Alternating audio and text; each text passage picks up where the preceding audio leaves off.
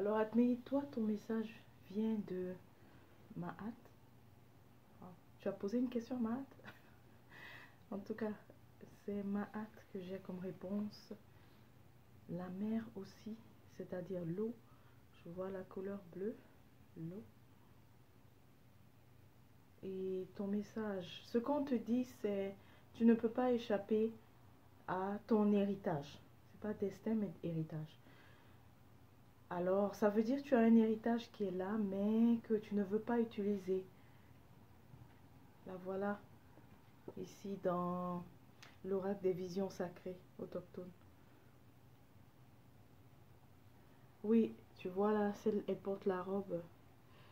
Tu as un héritage, donc tu ne peux pas y échapper. On parle aussi de confiance en soi. Confiance en soi. Je crois que c'est ça qui te bloque de d'utiliser le potentiel. On dit le potentiel. Donc c'est ça qui te bloque de puiser dans tout ce potentiel que tu as.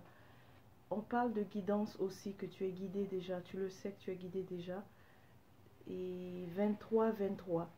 23, 23. 23, 23, pour moi, quand je le vois, ça veut dire que c'est accepté. Tu sais, avec ces heures miroirs, fais des conventions. Fais des conventions. Ne te dis pas que tu dois toujours les chercher. Quand c'est-à-dire, tu vois le 11, 11, tu vois le 12, 12, fais des conventions. Ben, connais aussi ce que chacun des chiffres représente, de 1 à 11, et ensuite tu verras que tu pourras facilement faire des conventions pardon, avec ça. C'est quoi la convention? Mais c'est un peu comme la même chose avec les cartes, lorsque une carte a plusieurs significations, mais que toi tu as décidé avec elle, que lorsque tu la vois en premier, elle veut dire la première signification. Tu comprends ce que je veux dire?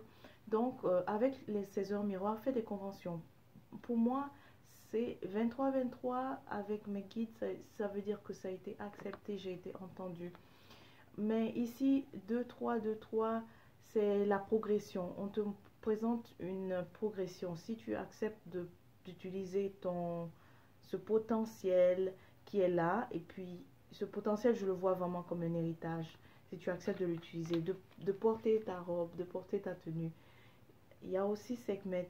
Je vois Sekhmet, la protection de Sekhmet. Tu es sous sa protection, sa guidance, Atmeit.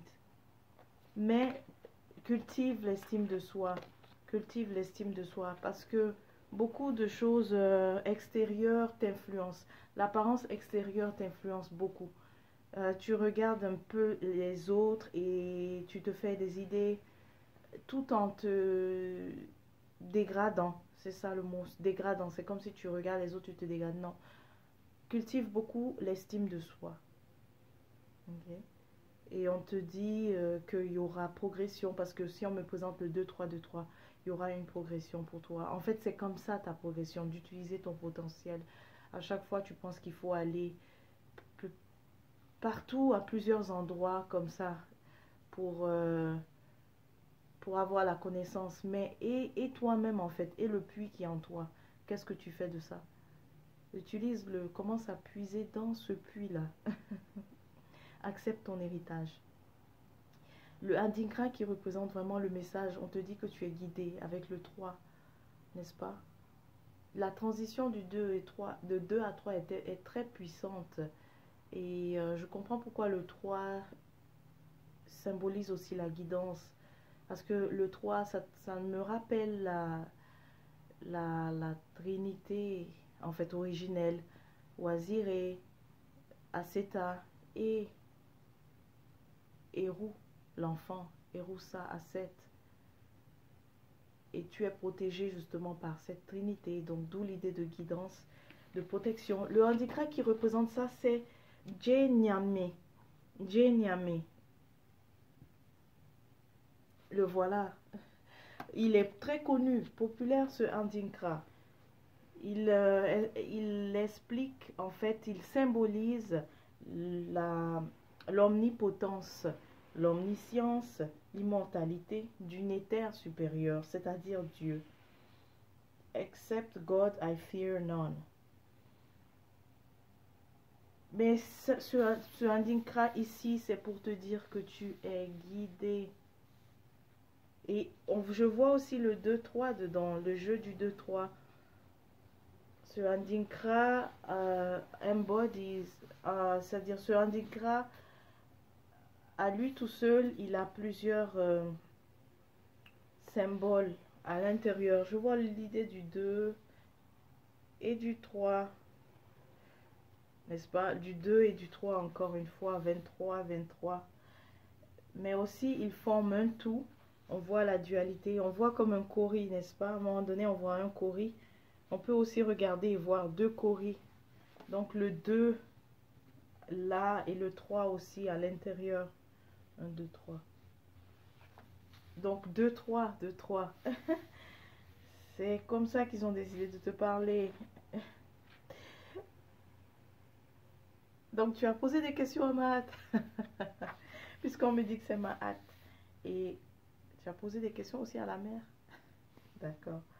Donc c'est ça ta réponse d'accepter ton héritage. Cultive aussi l'estime de soi.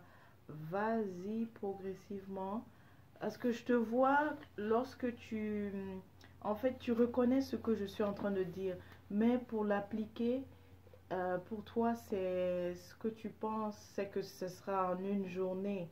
Non, ça sera progressif, ça sera petit à petit, au jour le jour. Tu peux faire des affirmations. Voici ma suggestion ici. C'est que tu peux faire des affirmations qui en fait, mettent, expriment l'estime de soi. Et donc, ça ne sera pas une journée que le changement va se faire. Donne-toi 21 jours d'abord. Une fois que tu as réussi 21 jours, tu vas poursuivre de 21 jusqu'à 51. Voilà. Et c'est après 51 qu'on a le véritable changement, que c'est devenu habitude. Et aussi que tu as programmé le mental à accepter l'idée que tu dois t'estimer, en fait. Que tu dois regarder tes ressources intérieures. Voilà. Tu vois, il y a quelque chose ici que je viens de voir sur cette carte.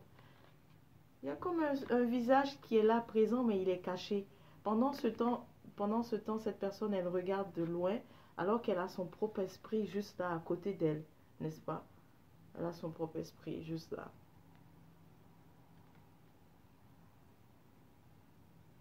Émerveillée par l'extérieur, n'est-ce pas? Émerveillée par l'extérieur. Mais il est temps maintenant de regarder ton intérieur afin d'être émerveillé par ton intérieur. C'est ça que tu dois faire le plus. Mais tu as aussi appelé, pour une autre Atméide Poisson, toi, tu as aussi appelé à de grandes... vraiment, tu le sais déjà, cette mission-là, mais je ne te vois pas aussi prendre de l'élan par rapport à ça ou faire des actions par rapport à ça. D'accord? Tu es guidé, Atméide. Alors voilà, c'était tout pour ton message ancestral, Atméide, merveilleuse pleine lune.